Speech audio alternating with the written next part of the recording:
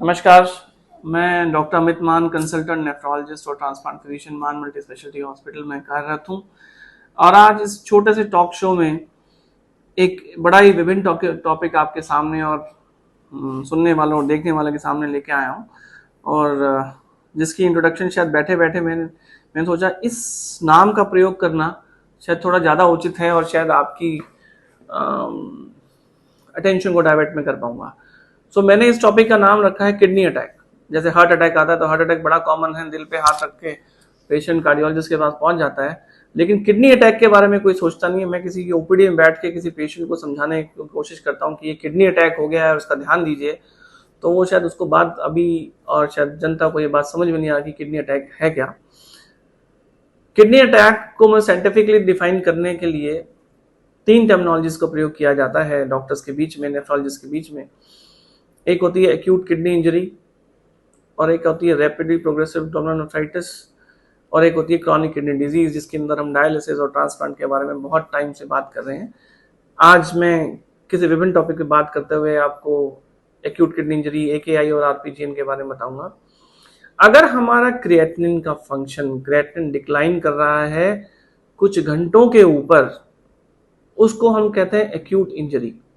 Sudden कोई injury हुई, इसको डॉक्टर्स अपनी टर्मिनोलॉजी में एकेआई बोलते हैं, एक्यूट रीनल फेलियर बोलते हैं, एक्यूट किडनी फेलियर बोलते हैं। और ये पोटेंशियली रिवर्सिबल कंडीशन है। ठीक टाइम पे नेफ्रोलॉजिस्ट के पास जाएंगे तो उन चीज़ों को बचाया जा सकता है, वो दवाइयों से, और हो सकता है टेम्परेरी डायलिसिस की आवश्यकता पड़े, लेकिन ठीक टाइम पे डॉक्टर्स के पास वहाँ पे पहुँचना ज़रूरी है। और ये कॉमनली हमें पेशेंट्स कहाँ मिलते हैं? इमरजेंसीज में, ट्रॉमा के अंदर, आईसीयूज के अंदर। वहाँ हमें ये एकेआई या एक्यूट रीनल फेलियर या एक्यूट किडनी इंजरी के पेशेंट्स इन वार्ड्स में हमें ज़्यादा देखने को मिलेंगे।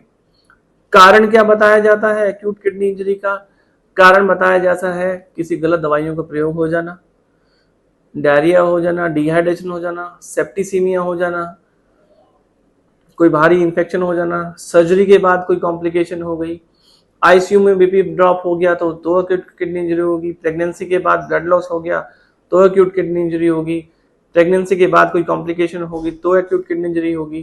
तो ऐसे कुछ कारण हैं, और ये यूजुअली कारण हमें आईसीयू ट्रॉमा के अंदर दिखाई देते हैं। इसको हम एक्यूट किडनी इंजरी डिफाइन करते हैं, और ये ऑलमोस्ट 100% रिवर्सिबल है। मैं ऑलमोस्ट इसलिए बोल रहा हूँ कि इसमें कुछ ऐसी चीजें हैं जो ट्रीटमेंट के बाद भी रिवर्स नहीं कर पाती। तो मैं कह सकता हूँ बड़े सोच विचार से कि ये ऑलमोस्ट 100% या 99.9% रिवर्सिबल है, एक एक्सपीरियंस्ड डेडिकेटेड किडनी हॉस्पिटल और डॉक्टर के द्वारा ही किया जाए तो। दूसरी टर्मिनोलॉजी जो बड़ी खतरनाक है, जिससे हम जितने नेफ्रोलॉजिस्ट और ट्रांसप्लांट फिजिशियंस बड़े डरते हैं, उसको बोलते हैं आरपीआरएफ, रैपिडली प्रोग्रेसिव रीनल फेलियर। कहा जाना बहुत सरल भाषा में अगर मैं डिफाइन करूं कि किसी बंदे का क्रिएटिनिन या किसी बंदे का किडनी फंक्शंस 2 महीने पहले नॉर्मल थे, 10 दिन बाद थोड़ा और गड़बड़ाया, 1 महीने बाद थोड़ा और गड़बड़ाया, 2 महीने बाद थोड़ा और गड़बड़ाया, और इस लेवल तक गड़बड़ाया गया 2 से 4 या 6 हफ्तों के अंदर कि उसको डायलिसिस की जरूरत पड़ी या उसको अस्पताल में दाखिल होने की जरूरत पड़ी। इसको हम कहते हैं रैपिडली प्रोग्रेसिव रीनल फेलियर। और ये वो कंडीशन है जहां रिवर्सिबल और इरिवर्सिबल के बीच में, जहां सबसे ज्यादा दिमाग नेफ्रोलॉजिस्ट का लगता है कि मैं पेशेंट को कैसे निकालूं, नहीं तो पेशेंट सीकेडी या परमानेंट डायलिसिस की तरफ चला जाएगा, परमानेंट ट्रांसप्लांट की तरफ चला जाएगा।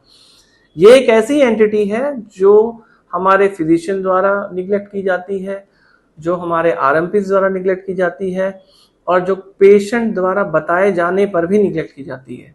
और ये डाटा शायद कम नहीं होगा अगर आज मैं ओपीडी में बैठ के किसी पेशेंट को ये समझाता हूं कि आपको किडनी अटैक आ गया है और ये सीवियर कंडीशन है, इसमें आपको डेफिनेटली एक किडनी हॉस्पिटल में नेफ्रोलॉजिस्ट के द्वारा ही ट्रीटमेंट लेना है, और वो पेशेंट मेरी बात को सीरियसली ना लेते हुए कहीं और चला जाता है या इलाज नहीं कराता, और 6 महीने बाद हमारे पास पूछा डॉक्टर साहब हमारा इलाज नहीं हुआ, आज हमें ट्रांसप्लांट बता दिया गया है। ये वो दुर्भाग्य वाले पेशेंट्स हैं जो मिसगाइड हो गए, जिन्होंने चीज़ों को सीरियसली नहीं लिया, या जिनके प्राइमरी केयर फिजिशियंस इन चीज़ों को निग्लेक्ट कर गए या इन चीज़ों को पकड़ नहीं पाए। इनके कॉमन कारण क्या बताए थे? इनके यूजुअली कॉमन कारण क्या होते हैं? किसी प्रकार के कैंसर्स जो पोटेंशियल रिवर्सिबल होते हैं ठीक टाइम पे आ जाएं तो, जिसमें हम नेफ्रोलॉजिस्ट कॉमनली देखते हैं मल्टीपल माइलोमा जैसे बोन कैंसर को, जो हमारे गुर्दे को डैमेज कर देता है। इसके अलावा बहुत सारे वैस्कुलेटिक कंडीशंस हैं, ऐसे ऑटो इम्यून डिसऑर्डर, ऐसे इम्यून सिस्टम डिसऑर्डर्स हैं जैसे एंका एसोसिएटेड वेस्कुलाइटिस है, वेजनर्स हैं, क्रायोग्लोमिक वेस्कुलाइटिस है, एसएलई है, ऐसी कोई कंडीशन है, या किसी इन्फेक्शन रिलेटेड ग्लोमेरुलोनेफ्राइटिस है जो गला खराब हो जाने की वजह से हमारे किडनीज में डैमेज कर देते हैं, जो किडनी को अटैक कर देती हैं। तो वो कुछ ऐसी कंडीशंस हैं। अगर इस कंडीशन में पेशेंट डॉक्टर के पास, प्रॉपर नेफ्रोलॉजिस्ट के पास टाइम पे पहुंचता है, इट इज ऑलमोस्ट 90% रिवर्सिबल। ये 100% रिवर्सिबल कंडीशन नहीं है, लेकिन I think 90% is a huge data and huge, मैं कह रहा हूँ एक अच्छा डाटा है कहने को, जहाँ पेशेंट ठीक हो सकता है प्रॉपर हैंड्स में ट्रीटमेंट किए जाने पर। तो आज मेरा सारा फोकस रहा आपके रैपिडली प्रोग्रेसिव रीनल फेलियर पर, जिसको हम आरपीजीएन भी बोलते हैं, जिसके अंदर किडनी का टुकड़ा लेना जिसको बोलते हैं किडनी बायोप्सी। तो किडनी बायोप्सी एक मैंडेटरी क्राइटेरिया होता है उसको करने के लिए। नेक्स्ट टॉक में मैं आपको ये बताऊंगा किडनी बायोप्सी की प्रक्रिया क्या होती है, उसमें क्या प्रिकॉशंस लेने चाहिए, उससे हमें क्या रिजल्ट मिलते हैं और क्यों उससे हमें डरना नहीं चाहिए। बहुत बहुत धन्यवाद। Thank you.